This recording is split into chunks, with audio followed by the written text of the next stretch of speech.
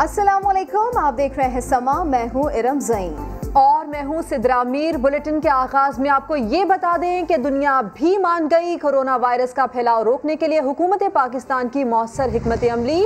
कल तक हुकूमती वजीर असद उमर ये बात कह रहे थे, मगर आज दुनिया इसका एतराफ़ कर रही है। अक़वाम मुत्तहिदा जनरल असम्बली के सदर वोल्कन बोस कहते हैं पाकिस्तान की कोरोना से मुताल्लिक कामयाब पॉलिसियाँ दुनिया भर में मिसाल बन गईं। माइक्रोसॉफ्ट के बानी बिल गेट्स ने भी एतराफ़ किया कि पाकिस्तान में कोरोना का ग्राफ नीचे जा रहा है, लेकिन भारत में इसकी शरह तेज़ी से ऊपर जा रही है।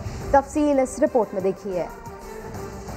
दुनिया कह रही है कि जो पाकिस्तान के अंदर हुआ वो वाकई एक ऐसी चीज़ है जिससे दुनिया सबक हासिल कर सकती है। इस कामयाबी के जो हीरो हैं वो पाकिस्तान के अवाम हैं, वो आप हैं।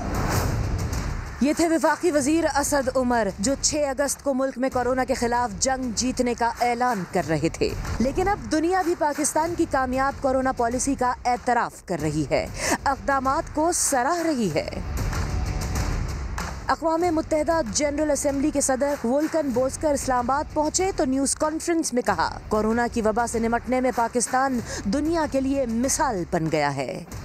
Pakistan has been a good example for the world with its policies which handled the pandemic related policies very well, and it is one of the figures show that Pakistan has done better than many other countries. Microsoft के बानी Bill Gates ने भी पाकिस्तान की जानिब से corona virus से निमटने के लिए किए जाने वाले इक़दामात की तारीफ की। बिल गेट्स ने कोरोना से निमटने में अमरीकी इक़दामात को सबसे कमज़ोर करार दिया। CNN पर फरीद ज़करिया के प्रोग्राम में उनका कहना था कि लॉकडाउन में नरमी और लोगों की बदएहतियाती से अमेरिका में कोरोना की दूसरी लहर आई। माइक्रोसॉफ्ट कंपनी के बानी कहते हैं उन्हें ऐसा लगता है कि तरक्की याफ्ता ममालिक 2021 जबकि बाकी दुनिया इस पर 2022 के आखिर तक काबू पा लेगी। वज़ीर आज़म शुरू से ही ये बात बार बार दोहराते रहे हैं कि कमज़ोर मुल्की मईशत की वजह से गरीब तबका मुकम्मल लॉकडाउन का मुतहम्मिल नहीं हो सकता। हमें लोगों को कोरोना के साथ साथ बेरोजगारी और भूख से भी बचाना है, इसलिए उन्होंने मुकम्मल लॉकडाउन की बजाय स्मार्ट लॉकडाउन की पॉलिसी इख्तियार की। अभी भी जो हमारे मुखालिफ है वो कहते हैं जी पहले लॉकडाउन कर देना चाहिए था। कोई कहता है लॉकडाउन लॉकडाउन लॉकडाउन। अल्लाह का शुक्र है कि आपकी गवर्नमेंट प्रेशर में नहीं आई और हमने वो लॉकडाउन नहीं किया जो कई मुल्कों में और ख़ास तौर पे हमारे हमसाए हिंदुस्तान ने किया। आज हिंदुस्तान में 34% लोग एक्सट्रीम गुर्बत में चले गए लॉकडाउन की वजह से। सबसे ज़्यादा ख़तरा ये कोरोना का नहीं है, इस वक्त ख़तरा ये है कि लॉकडाउन की वजह से कमज़ोर तबका है, गरीब तबका है, उसके क्या हालात हैं। एक निचला पूरा तबका बेरोज़गार हो जाएगा, आगे वो मुश्किल में, हमें उसका भी देखना है। तो मैं फिर से कहता हूँ एक बैलेंस करना है। फैसला किया कि हम आहिस्ता आहिस्ता लॉकडाउन खोलेंगे, लोगों को मौका देंगे कारोबार शुरू करने। हम लॉकडाउन नहीं करेंगे, लेकिन हम एक सिलेक्टिव लॉकडाउन करेंगे। हम पहले हॉटस्पॉट्स को ट्रेस करेंगे और उन एरियाज को बंद करेंगे। हर जगह हमने SOPs बनाए हुए हैं, हर चीज़ के ऊपर SOPs है। मसलन अगर फैक्ट्री खोलनी है उसके क्या SOPs है, दुकानें खोल रही हैं उनकी SOPs क्या है। जिस तरह पाकिस्तान ने इस लॉकडाउन के अंदर ये दोनों बैलेंस करके निकला है, दुनिया में कोई मुल्क ऐसा नहीं निकला। हमने अपने लोगों को गुर्बत से भी बचाया और हमने स्लो डाउन भी किया उसका। कौम को मुबारक देता हूँ, अल्लाह का शुक्र अदा करता हूँ। सिंध हुकूमत ने लॉकडाउन खत्म करने का ऐलान कर दिया। Hotels, restaurants, beauty parlours, parks और सयाहती मकामात खुल गए, मगर शादी हॉल्स और तालीमी इदारे 15 सितंबर से खुलेंगे। रिपोर्ट करेंगे संजय साधवानी। सिंध हुकूमत ने लॉकडाउन पाबंदियां खत्म कर दी। महकमा दाखिला ने hotels, restaurants, beauty parlours, public parks, सयाहती मकामात और ट्रांसपोर्ट खोलने का नोटिफिकेशन जारी कर दिया। कारोबारी सरगर्मियों के नए औकात कार का ऐलान भी कर दिया। आम दिनों में कारोबारी सरगर्मियां सुबह 6 बजे से रात 8 बजे तक जारी रहेंगी। हफ्ते के रोज रात 9 बजे तक कारोबार खुला रहेगा। होटल्स और रेस्टोरेंट्स पर आयद तमाम पाबंदियां भी खत्म कर दी गयी। खेल के मैदानों में सरगर्मियों की इजाजत दे दी गई, मगर शायकीन के बगैर। सिंध के सयाहती मकामात पर पाबंदियां भी खत्म। टूरिज्म होटल्स में रिहाइश की इजाजत दे दी गई। ब्यूटी पार्लर्स और जिम्स पर भी पाबंदियां उठा ली गईं। कराची में लॉकडाउन के खात्मे के बाद शहर की मुख्तलिफ चौराहों पर बदतरीन ट्रैफिक जैम हो गया है। कयूमाबाद से लेकर Saddar, garden, M A Jinnah road और शारा फैसल पर गाड़ियां रेंगती रही। मिनटों का सफर घंटों में तब्दील हो गया। मोहम्मद अली हफीज रिपोर्ट करेंगे। कराची की सड़कों पर लाकानूनियत का राज। ये सब किया धरा है महकमा बल्दियात का, जो बारिश का जमा पानी अब तक साफ नहीं कर सकी। और दूसरी बड़ी वजह लॉकडाउन खत्म होने के बाद लोगों की बड़ी तादाद में शहर आमद। कोई इधर से घुसा तो कोई उधर से, हर शख्स अपना रास्ता बनाने के चक्कर में लगा रहा और नतीजा ट्रैफिक की रवानी का सत्यानाश हो गया। मिनटों का सफर घंटों में तय करना पड़ा। बदतरीन ट्रैफिक जैम होने पर शहरी फट पड़े। जामा गिलास से परेशान होते हुए आ रहे हैं हम, और अभी तक परेशान ही हैं। आगे हमें बोल्डर मार्केट जाना है, पौना घंटा हो गया हम यहाँ खड़े। कोरोना के ख़त्म होने के बाद जैसे कौम आज़ाद होती है ना, इसी तरह का मंजर है और रश देख रहे हैं। M A Jinnah road, garden और प्रीडी में गाड़ियों की तवील कतारें लग गईं। आई चुंदरीगढ़ रोड, सदर और लाइट हाउस में ट्रैफिक की रवानी बुरी तरह मुतासर हुई। माड़ीपुर रोड पर बड़ी गाड़ियों की लाइनें लग गईं। शारा फैसल यूनिवर्सिटी रोड पर गाड़ियां केशवे की रफ्तार से चलती रहीं। और कराची के मेट्रोपोल पर बिलबोर्ड गिरने का वाकया, सुप्रीम कोर्ट का सख्त नाराजगी का इजहार। चीफ जस्टिस ने शहर से बिलबोर्ड्स फौरी हटाने का हुक्म दे दिया। अहम मुकदमे की समाअत करते हुए रिमार्क्स दिए कि कौन है शहरी पर साइन बोर्ड गिरने का जिम्मेदार। यहाँ हुकूमत नाम की कोई चीज़ नहीं, लोग कैसे जिंदगी गुजार रहे हैं। अदालत ने कमिश्नर कराची को होर्डिंग्स और बिलबोर्ड्स हटाने के इख्तियारात भी दे दिए।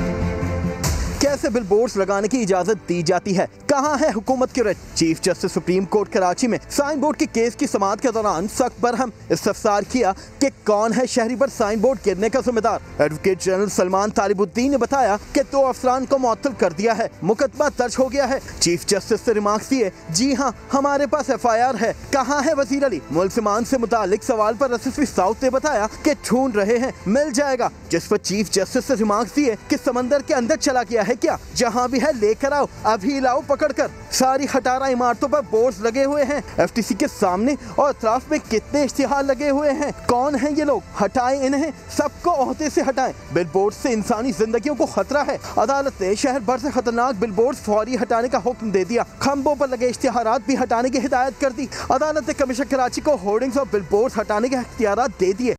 इस शहर को किसी ने नहीं बनाया, सिर्फ तबाह किया है। कराची की हालत इज़ार पर चीफ जस्टिस ने शदीद बरहमी का इजहार किया। मेयर को मुखातिब करके कहा, जान छूटेगी लोगों की, जाएं आप, अल्लाह हाफिज। चीफ जस्टिस ने कहा, वज़ीर आला सिंध हेलीकॉप्टर पर दौरा करके अब वापस आ जाते हैं, होता कुछ नहीं है, पूरे शहर में कचरा और गंदगी है।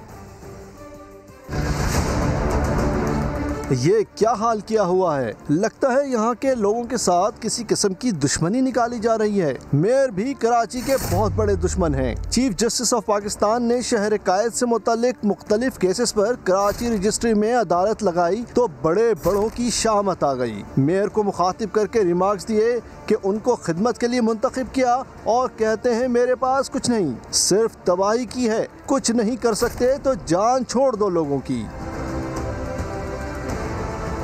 कब तक मुसल्लत रहेंगे, बच्चे रोज गटर में डूब रहे हैं, कौन ठीक करेगा। मेरी गाड़ी का पहिया मैन होल में गिर गया। वसीम अख्तर से इस्तफसार किया कि कब जा रहे हैं आप। 30 अगस्त के जवाब पर चीफ जस्टिस ने रिमार्क्स दिए कि जान छूटेगी लोगों की, जाएं आप, अल्लाह हाफिज। किसी ने शहर को नहीं बनाया, सिर्फ तबाह किया। पहले वाले भी और उनसे पहले वालों ने भी। बड़े बड़े मिनिस्टर्स बड़ी बड़ी गाड़ियों में घूमते हैं, लोगों को जबान दिखाते हैं। लोग कैसे जिंदगी गुजार रहे हैं, यहाँ हुकूमत नाम की कोई चीज नहीं। वज़ीर आला सिंध हेलीकॉप्टर पर दौरा करके आ जाते हैं, होता कुछ भी नहीं। पूरे शहर में कचरा गंदगी है, हर तरफ ताफुन की सूरत हाल है। एडवोकेट जनरल साहब, क्या कोई इस शहर के लिए करने वाला है। अदालत उस्मा ने सिंध हुकूमत को मुकर्ररा मुद्दत में अंडर पासेज और फ्लाई ओवर्स बनाने का हुक्म दे दिया। सिंध हुकूमत और मकामी इंतजामिया पर कल का दिन भी भारी गुजरेगा। चीफ जस्टिस गुलजार अहमद कराची रजिस्ट्री में कल भी मुकदमात की समाअत जारी रखेंगे। कैमरामैन मोहम्मद आतिफ के साथ इरफानुल हक, समा, कराची। चीफ जस्टिस पाकिस्तान के सख्त रिमार्क्स के बावजूद मेयर कराची वसीम अख्तर ने वही रट लगाए रखी कि इख्तियारात नहीं, मैं हूं या कोई और मेयर, चीफ जस्टिस तो क्या कोई भी खुश नहीं होगा क्योंकि इख्तियारात नहीं दिए गए।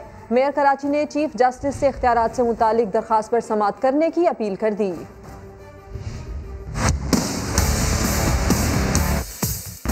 कचरे के इख्तियारात मेयर के पास नहीं है, पानी के इख्तियारात मेयर के पास नहीं है, सीवरेज के इख्तियारात मेयर के पास नहीं है, ट्रांसपोर्ट के इख्तियारात मेयर के पास नहीं है, बिल्डिंग कंट्रोल मेयर के पास नहीं है, मास्टर प्लान मेयर के पास नहीं है। तो अब सवाल ये बनता है कि फिर आप इस्तीफा क्यों नहीं दे देते? इस्तीफा क्यों नहीं दे देते?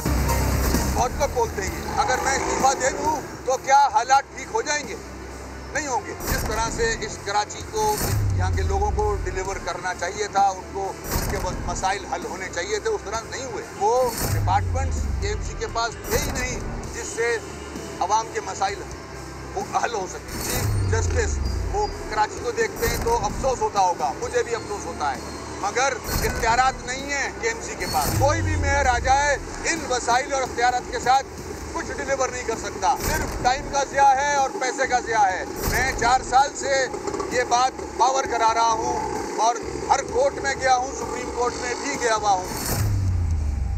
सुप्रीम कोर्ट ने ग्रीन बेल्ट बहाली का काम 1 माह में मुकम्मल करने का हुक्म दे दिया। हिल पार्क की ज़मीन पर कायम घरों को गिराने की हिदायत करते हुए कहा कि अलॉटीज़ रकम की वापसी के लिए मुतालिका इदारों से रुजू कर सकते हैं। कराची सर्कुलर रेलवे का ट्रैक बहाल ना कराने पर भी शदीद नाराज़गी का इजहार किया। तजावज़ात केस की समाअत के दौरान सुप्रीम कोर्ट ने ख्वाजा गरीब नवाज ट्रस्ट की नज़रसानी की दरख्वास्त मुस्तरद कर दी। चीफ जस्टिस ने रिमार्क्स दिए कि शराय कायदीन तो अब कुछ और ही हो गई है। अजीब लगता है, छोटे छोटे मकान थे, ऊंची इमारतें बना दी गई। किसी ने इजाज़त दी ये इमारतें बनाने की? अदालत ने हुक्म दिया कि लाइन्स एरिया रीमैप करें, ऊंची इमारतें बनाएं और लोगों को आबाद करें। सुई सदर्न गैस कंपनी का अनोखा कारनामा, 10 साल से गैस ना होने के बावजूद बलूचिस्तान के जिला मस्तूंग में 10-10 लाख के बिल्स थमा दिए।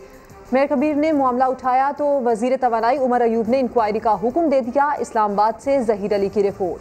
बलूचिस्तान के इजला कल्लात, मस्तूंग और ज़ियारत में 10 साल से गैस नहीं, मगर मुकामी अफराद को 10-10 लाख रुपए के बिल मिल गए।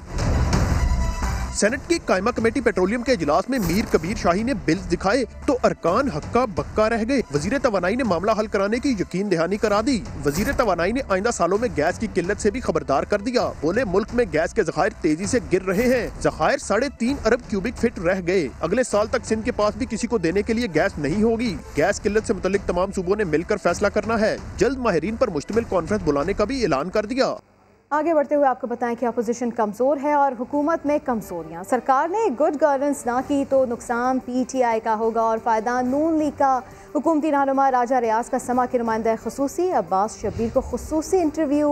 बुज़दार के खिलाफ पार्टी के अंदर से ही साजिशें होने और हुकूमत के साथ इत्तेहादियों के इख्तलाफात का एतराफ़ भी कर लिया।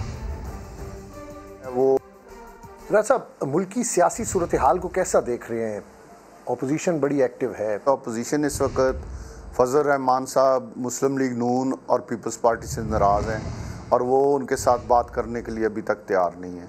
वो मजहबी जमातों के साथ रब्ता कर रहे हैं। मुस्लिम लीग नून की क़यादत जो है वो अपनी क़यादत के केस बचाने, नैब से केस बचाने के लिए सारी तगोद कर रहे हैं और इसी तरह पीपल्स पार्टी भी आसिफ जरदारी साहब के तमाम जो केसेस हैं उनको बचाने, उनकी ज़मानतें उस चक्कर में हैं। तो मुझे नहीं लगता कि इनमें कोई दम खम है इस वक्त। हाँ, अलबत्ता हमें ख़ुद अपनी इस्लाह ज़रूर करनी चाहिए और अपने आप में देखना चाहिए हमें बैठ के कि कहाँ हमारे में खामियाँ हैं और उन खामियों को दूर करना चाहिए। गुड गवर्नेंस लानी चाहिए, नौकरियां लोगों को देनी चाहिए। वज़ीर-ए-आज़म पाकिस्तान ने वज़ीर आला पंजाब को ये हिदायत दी है कि फैसलाबाद जाएं। फैसलाबाद से हमें बड़ी सीटें मिली हैं। जो वादे करके हम लोगों के साथ इस हद तक पहुँचे हैं, MNA बने हैं या कोई वज़ीर बना है या खान साहब वज़ीर-ए-आज़म बने हैं, तो वो वादे पूरे होने चाहिए। और अब अल्लाह का शुक्र है कि उन पर अमल होना शुरू हो गया है और उम्मीद है इंशाअल्लाह ताला इसमें मज़ीद बेहतरी आएगी। ये वही 7 MNA हैं जिनकी नाराज़गी थी जिनके बारे में कहा जा रहा था कि नाराज हैं? वो 18 लोग थे, ये सेम इशू थे और वो उसके लिए असद उमर साहब ने एक मीटिंग की थी और उस मीटिंग में काफ़ी सारे वो लोग मौजूद, सारे लोग मौजूद थे। वो उनके साथ पहले हमारी मुलाकातें होती रही हैं, लेकिन उस तरह वो हमारे मामलात एड्रेस नहीं हो सके जिस तरह अब वज़ीर आज़म साहब ने की हैं। तो थोड़ी देर हो गई है, लेकिन अभी भी मैं समझता हूँ कि हमारे पास टाइम है और हम अपने असलाह करें अपनी और अपने में बेहतरी लाएं ताकि लोगों को रिलीफ मिले, लोगों के मामलात हल हों। आप वज़ीर आला पंजाब के काम से मुतमईन है? ये काम जो प्राइम मिनिस्टर ने किया है, ये क्या उनको नहीं करना चाहिए था? अगर हमने एड्रेस ना किया तो पीटीआई भी कमज़ोर होगी और हम लोग भी अपने हल्कों में बहुत कमज़ोर हो जाएंगे और उसका फ़ायदा मुस्लिम लीग नून को पहुंचेगा। ब्यूरोक्रेसी का अमल दखल कितना रह गया है? क्या आप समझते हैं कि अभी भी ब्यूरोक्रेसी का पंजाब में अमल दखल है या फेडरल लेवल के ऊपर अभी भी स्टिल? इमरान खान साहब ने अभी जब लाहौर गए हैं तो उन्होंने कहा है, जो ब्यूरोक्रेसी है उनको कहा है कि मैंने आपको बहुत मुराद दी है, आपकी हर बात सुनी है, जो डिलीवर नहीं करेगा वो सजा के लिए तैयार हो। जो हाई लेवल पे है, बड़े अफसरान हैं, वहाँ पे तो बहुत कमी है, लेकिन जो बहुत नीचे पटवारी और SHO है, ये लोग हैं, ये मनमानियां भी कर रहे हैं। उस्मान बुज़दार के जाने की खबरें हमेशा से गर्म रहती हैं। सीट के ख्वाहिशमंद हैं, वो भी इस तरह की खबरें निकालते हैं, लेकिन इमरान खान साहब देखिए सीट के ख्वाहिशमंद तो अपनी जमात के ही हैं। जमातों के अंदर भी लॉबिंग होती है, हर जमात के अंदर होती है और हर कोई चाहता होता है कि ये सीट मुझे मिले।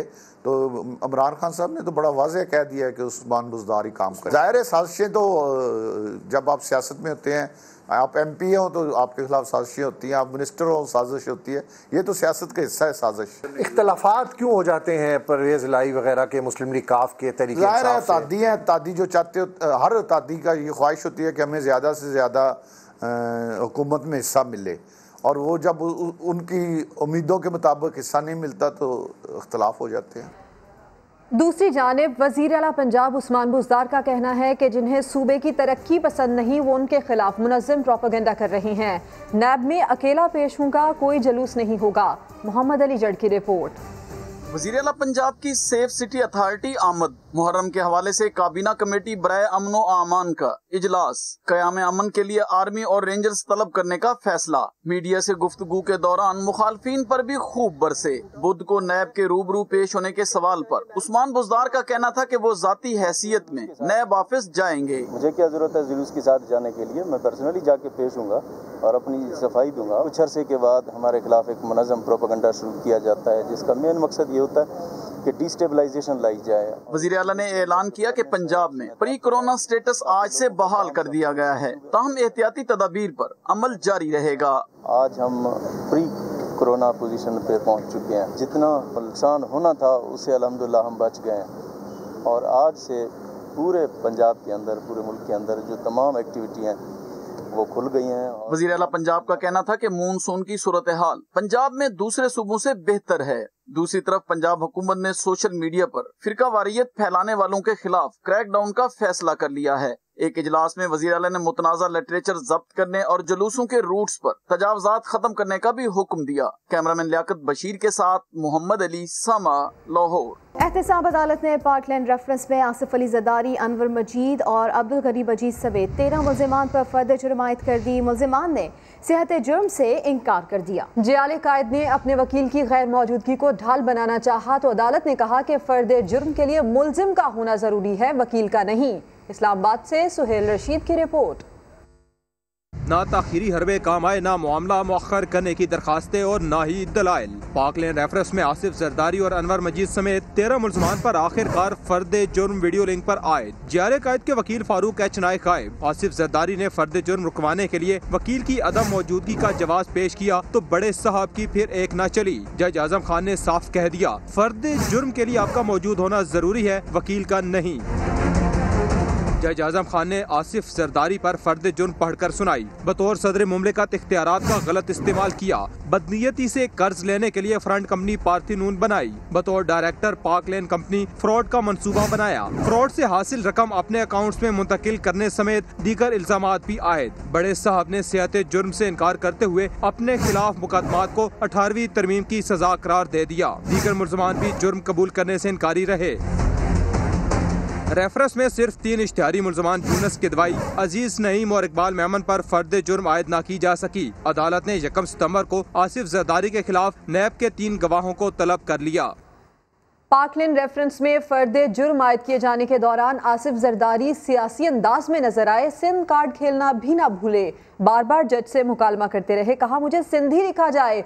नैब ठीक से काम करके का बाद में माफिया मांगते हैं। सुहेल रशीद रिपोर्ट करेंगे। आसिफ जरदारी की वीडियो लिंक पर फर्द जुर्म के लिए अदालत पेशी। पाकिस्तान और पीपल्स पार्टी वाले झंडे वाली मेज सामने रख कर बैठे। अकब में जुल्फकार अली भुट्टो, बेनजीर भुट्टो और कायदे आजम की तस्वीर भी नजर आई। पूरा नाम पूछने पर जज से कहा सिंधी कौम का नुमाइंदा हूँ, मुझे सिंधी लिखा जाए। आसिफ अली जरदारी ने समाअत के दौरान 3 बार जज से तफसीली मुकालमा किया। कहा मैंने इस मुल्क को 18वीं तरमीम दी थी, दबाव इसलिए डाला जा रहा है कि अपनी पोजीशन से पीछे हट जाऊं। आप तो जज हैं, आप असूल पर चलें। जज आजम खान ने जवाब दिया कानून सबके लिए बराबर है, हम असूल पर ही चलते हैं। नैब से शवाहिद मांगे हैं, दूध का दूध पानी का पानी हो जाएगा। समाअत मुलतवी होने लगी तो आसिफ अली जरदारी फिर बोल पड़े। इस बार कहा नैब प्रोसिक्यूशन से कहें ये ठीक से काम करें। नैब वाले बाद में मुझसे माफिया मांगा करते हैं, अदालत भी ठीक से काम करे। जज आजम खान ने जवाब दिया हम ठीक से ही काम करते हैं, आपकी समाअत खत्म हो गई है। 1 सितंबर को नैब के शवाहिद आएंगे, उसी दिन सबको सुनेंगे। जरदारी को मजीद बात से रोकने के लिए वीडियो लिंक बंद करा दिया गया। सुहेल रशीद, समा, इस्लामाबाद। पीपल्स पार्टी रहनुमा लतीफ़ खोसा कहते हैं कि फर्द जुर्म महज मुकदमे का आगाज़ है। आसिफ अली जरदारी इस केस में भी बरी हो जाएंगे। वज़ीर रेलवे शेख रशीद बोले आसिफ अली जरदारी पकड़ाई नहीं देते थे, पहली बार फर्द जुर्म आयद हुई है। पाकलैंड रेफरेंस में बड़ी पेशरफ्त पर पीपल्स पार्टी का रद्द अमल।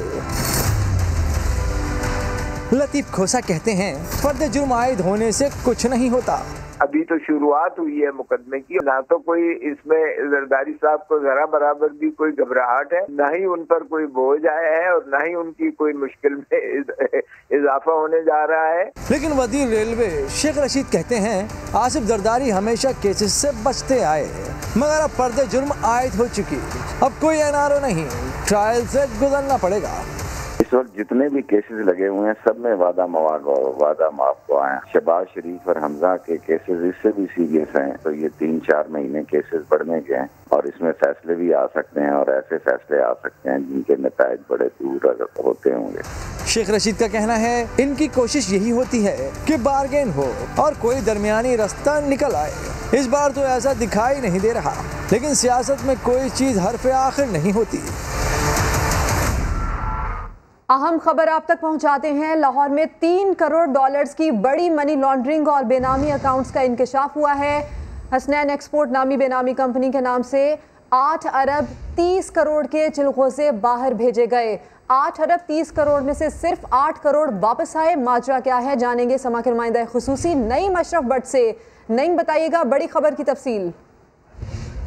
जी सिदरा, पहले तो पापड़ वाला और फलूदे वाले के किस्से थे, लेकिन अब चलगोजे वाले भी सामने आ गए हैं और लाहौर के इतनी बड़ी मनी लॉन्ड्रिंग हुई है 8 अरब 30 करोड़ रुपए की, यानी $3 करोड़ जो हैं 2012 से 2018 तक चलगोजे जो हैं वो एक्सपोर्ट किए गए एक बेनामी कंपनी से, और जिनके नाम है जो वो कंपनी वो भी बेनामी अकाउंट है, यानी सुल्तान महमूद जो कि एक शादारा में 2 मरले के मकान में रहते हैं और मामूली मुलाजम है एक निजी कंपनी में। उनके नाम से जो है वो $3 करोड़ जो है वो उसके चलगोजे बाहर भेजे गए। वो तो चले गए, लेकिन वापस जो रकम आई थी वो सिर्फ 8 करोड़ रुपए की वो वापस आई, यानी एक बड़ी अमाउंट आप कह सकते हैं कि 8 अरब और तकरीबन 22 करोड़ रुपए अभी तक ये 6 सालों में उसका पता ही नहीं कि वो कहाँ गए। और इसकी जब तहकीकात जो FBI बेनामी जोन 2 है उन्होंने शुरू की तो उन्हें मजीद इंकिशाफात हुए और फिर उन्होंने तहकीकात इससे भी की सुल्तान महमूद से, तो उन्होंने कहा कि मुझे ना इस कंपनी का पता है ना इस अकाउंट का, और मेरा आप देख लें कि 2 मरले के मकान में शादारा में रहता हूँ, मुझे इसका बिल्कुल इल्म नहीं। बिल्कुल ऐसे ही जैसे कि पापड़ वाले और फलूदे वाले को कोई इल्म नहीं था, उनके नाम से अरबों रुपए के जो है वो ट्रांजैक्शन हो रही थी। उसके बाद ये जो बेनामी जोन 2 है ये असल मालकों तक पहुंच के अभी उनका नाम सामने नहीं लाया जा रहा, लेकिन उनकी जो जमीन है करोड़ों रुपए की लाहौर में ही और कसूर में, उसको करेक्ट कर लिया गया है और मजीद तहकीकात हो रही हैं और नैब को ये मामला चंद ही रोज में भेजा जाएगा और बड़ी मनी लॉन्ड्रिंग जो है, एक बड़ी गिरफ्तारियां होंगी और हो सकता है कि ये मामला भी किसी बड़े लीडर या बड़े कह लें कि शख्सियत तक पहुंचे, क्योंकि अमाउंट इतनी बड़ी है और मनी लॉन्ड्रिंग आपको पता है अभी तक जितनी सामने आई है वो किसी न किसी बड़ी शख्सियत तक वो सुराग जो है वो जाता है। मुमकिन तौर पर बड़े नाम सामने आ सकते हैं और ये तमाम मशकूक ट्रांजैक्शंस 2012 से 2018 तक हुई हैं। ये मामला नैब में भिजवाने का फैसला किया गया है। नईम अशरफ बट, तफसील के लिए आपका शुक्रिया। काछू में सैलाबी पानी की सतह में कमी आना शुरू हो गई। कच्चे मकानात जमी बोस हो गए। पाक फौज के GOC हैदराबाद ने मुतासरा इलाकों का दौरा किया। लियाकत अली रिपोर्ट करेंगे। दादू में केरथर के पहाड़ों से आने वाले रेले से सैकड़ों देहात मुतासर हुए। जूही में सैलाबी सूरत हाल को मॉनिटर करने के लिए GOC हैदराबाद का दौरा, F1 का भी जायजा लिया। कमिश्नर हैदराबाद ने सूरत हाल पर ब्रीफिंग भी दी। काछू में पहाड़ी नदी नालों में तुगयानी से मुतादिद देहात पानी के घेरे में हैं। कच्चे मकान जमीन बोस हो गए। सूरत सा कढोसी माल बता धन सब लुड़ी विया, घर धर सब सामान सॼो रात असांखे ख़बर कोन पियो काहे जी सवाल केरु कोन कंहिं पुछा न कयो ई छा थियो छा न थियो। FP1 को शिगाफ पड़ने की वजह से पानी मुख्तलिफ देहात में दाखिल हो रहा है, जबकि दीगर मुकामात पर पानी की सतह में कमी आना शुरू हो गई। पानी का रेला बहुत अभी चल रहा है। हम DC दादू और पाक आर्मी से मुतालबा करते हैं, अपील करते हैं कि फौरी तौर पे चिन्नी और जो काछो का पूरा इलाका है वहाँ लोग फंसे हैं, उनकी मदद की जाए। जिले इंतजामिया के मुताबिक अब तक 350 से ज़ायद अफराद को रेस्क्यू किया जा चुका है। पाक फौज, नेवी और PDME की टीमें भी इमदादी कामों में हिस्सा ले रही हैं। उधर लाहौर में सीजन की शदीद तरीन बारिश के बाद चंद घंटों में बेशतर इलाके क्लियर हो गए, लेकिन चुंगी अमर सिद्धू में वाल्टन रोड का इलाका ताहाल पानी में डूबा हुआ है। बारिश के पानी के बायस ट्रैफिक की रवानी मुतासिर हो रही है। रिपोर्ट करेंगे दानियाल उमर। बारिश ने कराची के बाद लाहौर में भी जलथल कर दिया। 3 घंटे तक जारी रहने वाली बारिश से सड़कें, गलियां और मार्केटें पानी पानी हो गईं। वजीर आला पंजाब के हुक्म पर वासा मुतहरक हुआ। जौहर टाउन में 103, ताजपुरा में 93, नश्तर टाउन में 91 और एयरपोर्ट पर 86 मिलीमीटर पानी 2 घंटों में क्लियर कर दिया गया। पीपल्स पार्टी के रहनुमा हसन मुर्तजा 2 मोरिया पुल पहुँचे। पानी में फंसे एक मोटरसाइकिल रिक्शा को धक्का लगाया और तस्वीर बनवाई। ये लाहौर जो है ये सिंध का शहर नहीं है, ये पंजाब का शहर है। आपकी नाअहलियों ने, आपकी नालायकियों ने इंतहा कर दी है। वासा ने शहर के बेशतर इलाके तो क्लियर कर दिए, मगर वाल्टन रोड की फिर भी ना सुनी गई। ट्रैफिक की रवानी भी मुतासिर है। लेस्को ने ट्रिप होने वाले 50 से जायद फीडर्स पर बिजली की सप्लाई बहाल कर दी। महकमा मौसमियात ने भी आइंदा 24 घंटों के दौरान मजीद बारिश की पेशगोई की है। दानियाल उमर, समा, लाहौर। इस्लामाबाद में एहतजाज पर एहतजाज। एक तरफ अल्लामा इकबाल ओपन यूनिवर्सिटी से निकाले जाने वाले आर्जी मुलाजमीन तो दूसरी जानिब PMDC के बाहर बैरून मुल्क से तालीम पाने वाले डॉक्टर्स सरापा एहतजाज हैं। रिपोर्ट करेंगी फरार रब्बानी।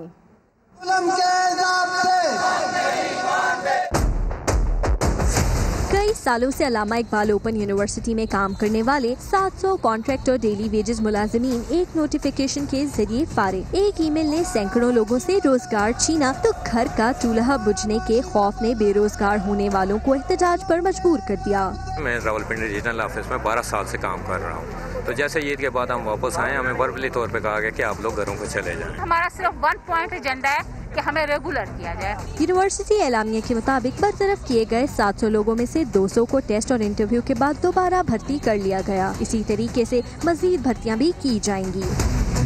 दूसरी तरफ बैरून मुल्क से पढ़कर वतन वापस आने वाले डॉक्टर्स ने सर्टिफिकेट न मिलने पर PMDC के बाहर एहतजाज किया। तर्जुमान PMDC के मुताबिक तमाम दस्तावेजात वजारत सेहत को भिजवा दी गयी। तहकीकात के बाद सर्टिफिकेट जारी किए जाएंगे। साथ ही रिपोर्टर अरहम खान के साथ फरार रब्बानी, समा, इस्लामाबाद।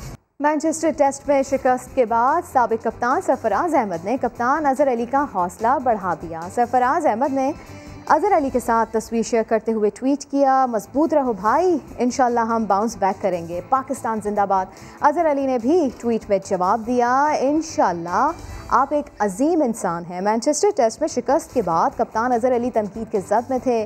कोई उनकी कप्तानी तो कोई परफॉर्मेंस पर सवाल उठा रहा था।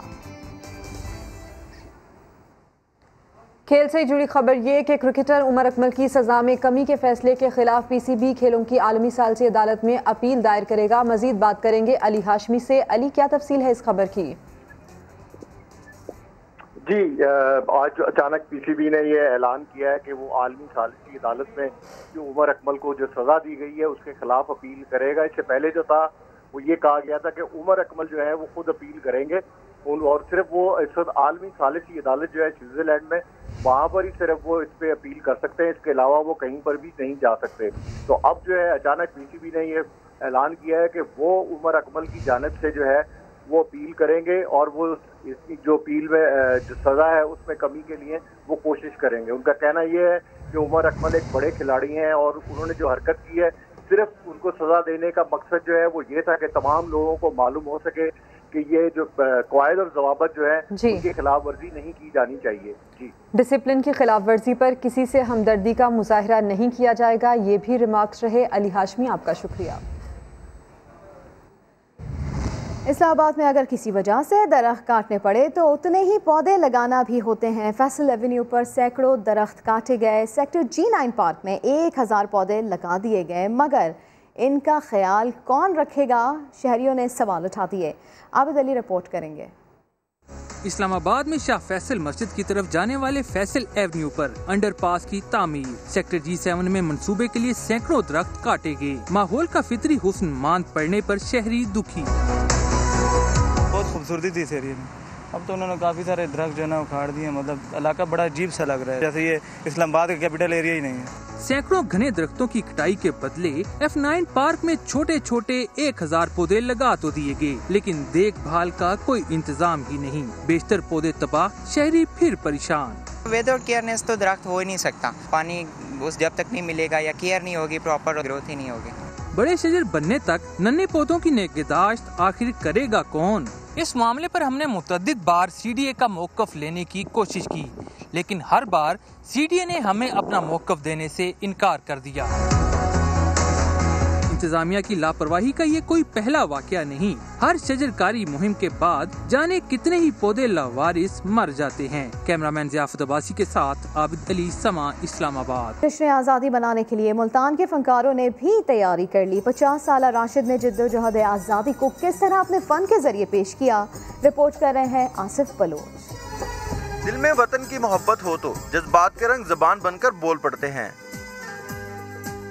मुल्तान के राशिद ने भी जुल्मो सितम से गुजरकर अपने वतन हिजरत करने आने वालों के जज्बात को तस्वीर में बयान कर दिया। मेरा मकसद ये है कि इससे एक कंसेप्ट मिलता है हमारी यंग जनरेशन को कि हमारे बुज़ुर्ग, बूढ़े, बच्चे, ख़वातीन, तो वो कैसे माइग्रेट होकर कितनी मुश्किलात से वो आए। सर पर सामान उठाए, गोद में नन्हे बच्चों को थामे, ख़वातीन भी आज़ादी की इस तहरीक में मर्दों के शाना बशाना रहीं। ये पाकिस्तान की जब माइग्रेट हुए थे, पाकिस्तान बना था, तो ये हम अपने बच्चों को दिखाने के लिए लाए हैं ताकि बच्चों को अंदाज़ा हो सके कि हम कितनी तकालीफ के बाद पाकिस्तान बनाया गया था। मुसव्विर ने पाकिस्तान और कश्मीर का झंडा एक साथ बनाकर कश्मीरियों से मोहब्बत का इजहार भी किया। कैमरामैन अकमल खोकर के साथ आसिफ बलोच, समा, मुल्तान। फिल वक्त इतना ही। एक ब्रेक के बाद आप देख सकेंगे प्रोग्राम 7 से 8। आप देखते रहिए समा।